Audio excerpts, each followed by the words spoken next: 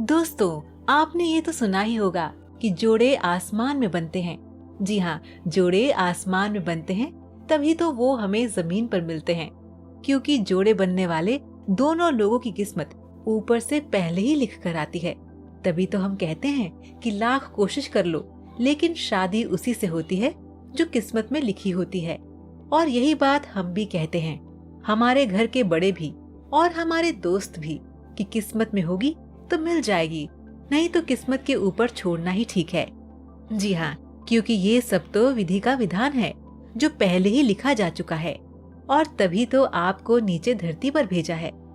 आचार्य चाणक्य ने भी जीवन में आने वाले संकटों से उबरने के लिए अपनी चाणक्य नीति में सैकड़ों नीतियों का उल्लेख किया है। इसमें वो बताते हैं कि किस प्रकार व्यक्ति के जीवन की 5 चीजें उसके जन्म लेने से पहले ही निर्धारित कर दी जाती है। साथ ही वे बताते हैं कि किस प्रकार की स्थिति में जगह को छोड़कर भागने वाला व्यक्ति सफल होता है। यही नहीं, आचार्य बताते हैं कि जो व्यक्ति 4 चीजों को अपने जीवन में प्राप्त नहीं करता, उसका जन्म लेना व्यर्थ है। आइए जानते हैं चाणक्य के इन नीतियों के बारे में। चाणक्य ने अपनी नीतियों में कई ऐसी बातें उजागर की हैं जिन्हें काफी लोग मानना पसंद नहीं करते हैं। आचार्य चाणक्य ने अपनी नीतियों को बहुत ही सोच समझकर लिखा है। इन नीतियों से मानव जीवन को सही दिशा मिलती है।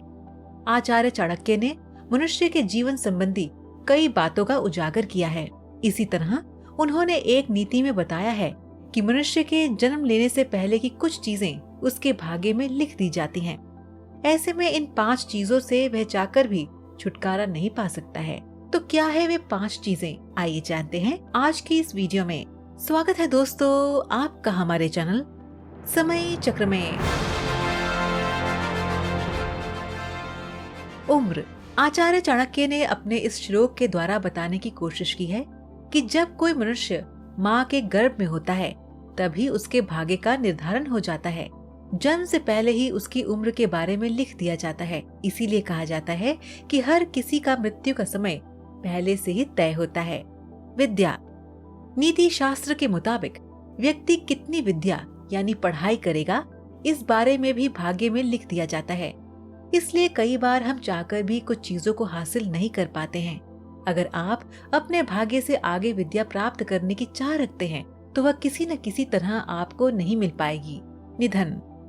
इतना ही नहीं, आप कितने साल तक जिएंगे और कब मृत्यु होगी, इस बारे में पहले ही भाग्य में लिख दिया जाता है। चाणक्य के मुताबिक माँ के गर्भ में ही व्यक्ति की आयु लिख दी जाती है कि वह कितनी उम्र तक जीवित रहेगा और कब वह मौत के आगोश में समा जाएगा। कर्म।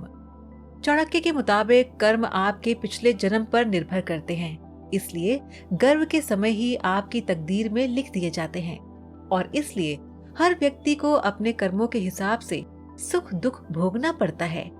ऐसे में आप चाहें जितनी कोशिश कर लें, अपने भाग्य से ज्यादा या कम नहीं पा सकते हैं। धन। आपको कितना धन मिलेगा, इस बारे में भी आपके भाग्य में लिख दिया जाता है। इसलिए इंसान को अपने जीवन को बहुत ही सदाचार होकर जीना चाहिए, जिससे अगले जन्म में आप सुख समृद्धि के साथ समय को व्यतीत कर पाएं।